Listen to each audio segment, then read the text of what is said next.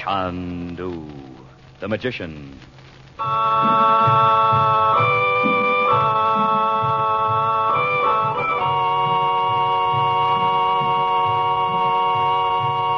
Good evening, ladies and gentlemen. Tonight, the makers of White King granulated soap present for your enjoyment Chandu the Magician. But before our story begins, we would like to ask a question. Do you shudder when you see the price tags on sheets and towels these days? Then those high prices are one reason for giving all your household linens White King Wash Day Care. White King has been a good washing machine soap, a good wash day soap for 30 years. Today, it is better than ever, actually improved in quality. You'll like White King because it dissolves so quickly and completely in your wash water, because it makes quantities of suds that eagerly wash off surface dirt and wash out hidden dirt. And White King washes so quickly and so gently, it protects your household linens, keeps them new-looking longer. Just try White King. We know you'll say, I love that soap.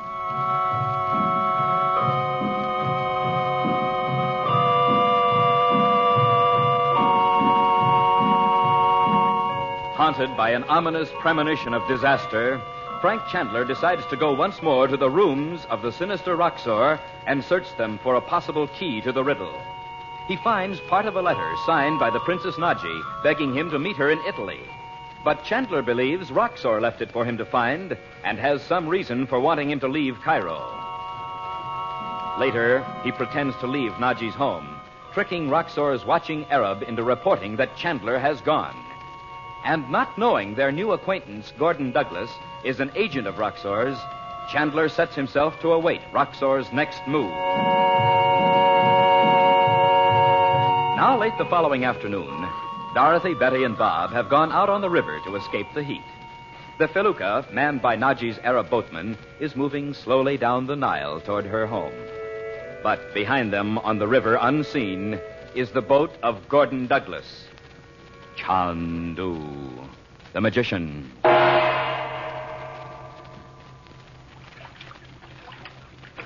It's much cooler now. Mehmed, we'll go in when we get to the river gate. As you say, Sid. Can't we have dinner in the garden tonight, Mother? If Abu hasn't set the table when we go in. Well, you'll have an argument with him anyway, Mom. He thinks it's screwy to eat outdoors. He said Naji never does. Mother, did you say anything to Uncle Frank about that letter from Naji? Well, no, dear. Why? Because what if it really was from Naji? Betty. Well, she could be in Italy. Uncle Frank doesn't know where she went. Oh, he knows what he's doing, dear. I can't help thinking how awful it would be if she really does need help. And she's waiting and waiting, and Uncle Frank doesn't come. Oh, Bets, how could Roxor get a hold of a letter of Naji's? Well, he's awfully slick, Bob. Or Uncle Frank would have found Daddy long before this, for one thing. Look, Roxor hasn't got the Egyptian post office working for him. Maybe not. But he must... Darling, let Uncle Frank work it out. You will anyway, Bets, so... Oh, here we are. Ah. Oh, you can tie up the boat, Mehmet. I'll help them out. Here you go. Thanks. Hello there. Oh, hi, Mr. Douglas. Have you been trying to cool off, too? Pull into the landing, Mustafa. Well, good afternoon, Mrs. Regent. I thought I recognized you out there on the river. Oh, good afternoon. Hello, Mr. Douglas. We didn't see you. The clerk at the hotel suggested a stay. Mrs. Regent, you look as cool as a spring morning. Well, it is cooler now.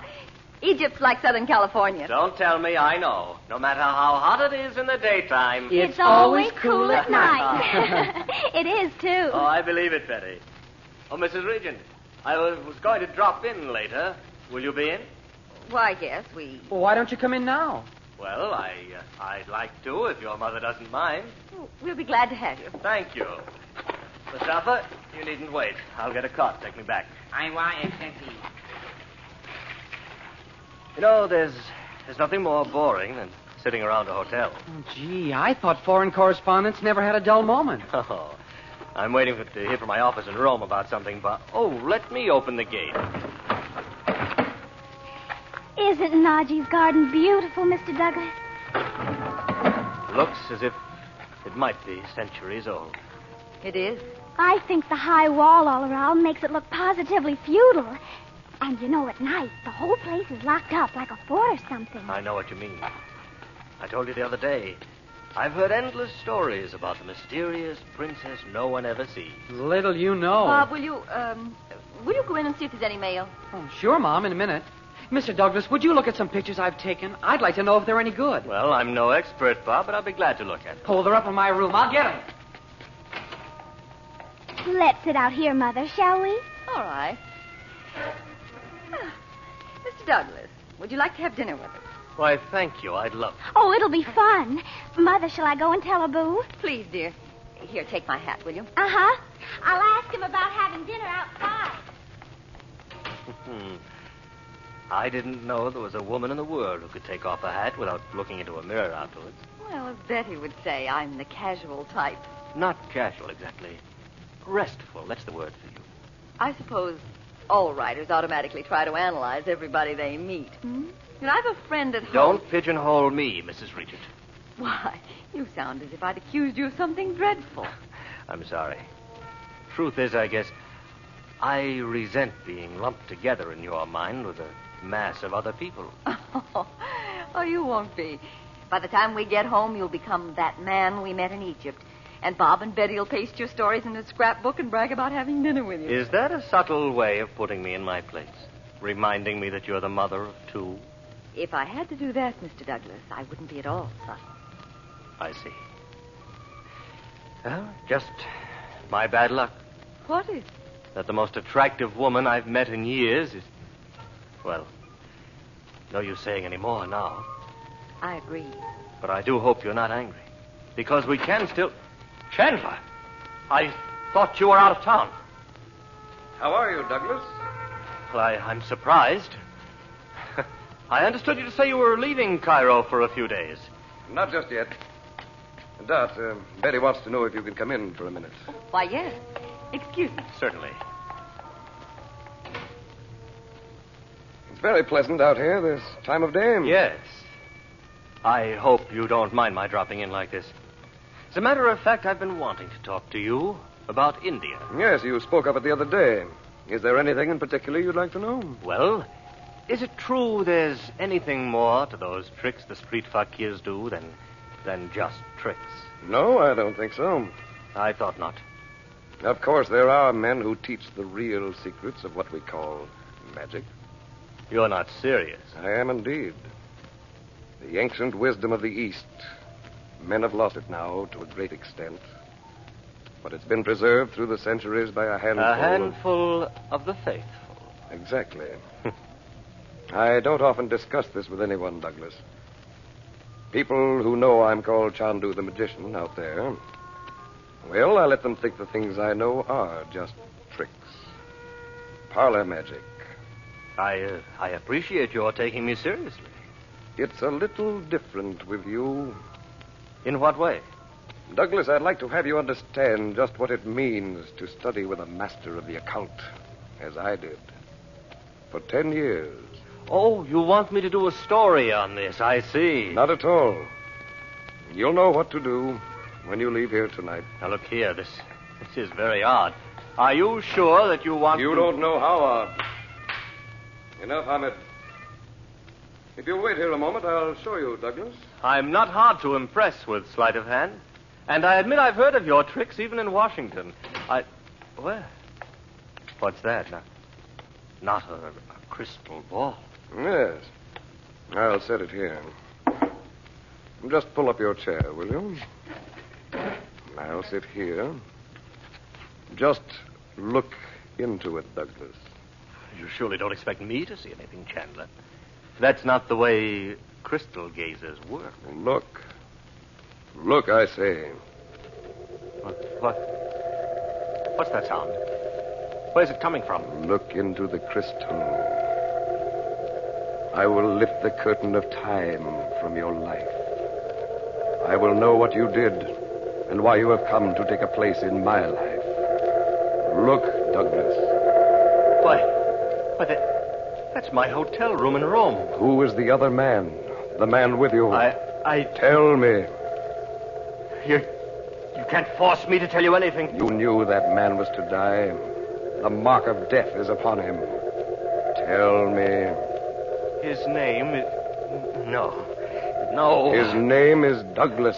Gordon Douglas. I'm Douglas. Stop it. No. Look into the crystal. Look again. Oh. Darkness. The black shadows of the Roman temple. The stars are gone. The moon's face is hidden from death. I can't look at it. In the blackness near the Tiber, Douglas lies dead. And you came here to take his place. Who are you? No one knows my name but Roxor. Oh. What an experience. Like a nightmare. Was it? Quite a show. Strangely enough, you were in it, too. Was I? It's very interesting.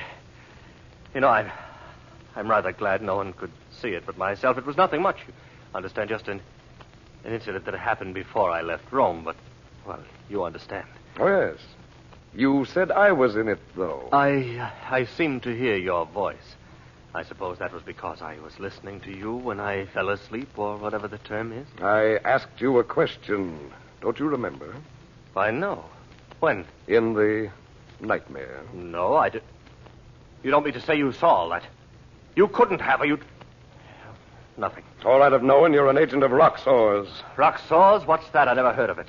Who else could have told you I'd be away? Your sister mentioned it, or you told me yourself. Now, look here, Chandler. I know I asked for this hocus-pocus. Nobody in this house told you I'd gone.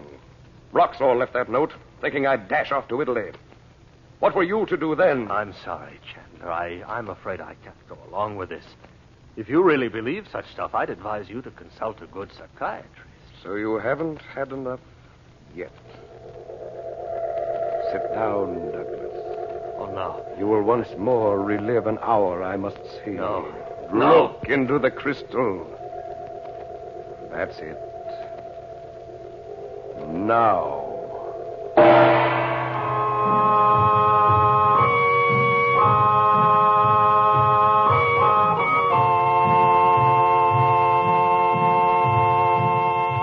And now, before we say goodnight for Chandu the Magician, we have a bedtime story for all you mothers of small babies. A true story about White King granulated soap. We do not have to tell you that babies require lots of diapers, and that diapers require lots of washing in rich, gentle soap suds. That means that mothers require lots of White King, because the very same soap you like so much for washing clothes and dishes is safe for washing baby diapers, too. In fact, it is so very safe that many maternity wards of hospitals suggest that mothers use White King for washing baby clothes. White King suds are gentle suds. They wash baby clothes sweet and clean, and then all the soil and all the soap suds are rinsed away freely and completely in your rinse water. Yes, just as surely as you love your baby, you will love White King for washing baby clothes.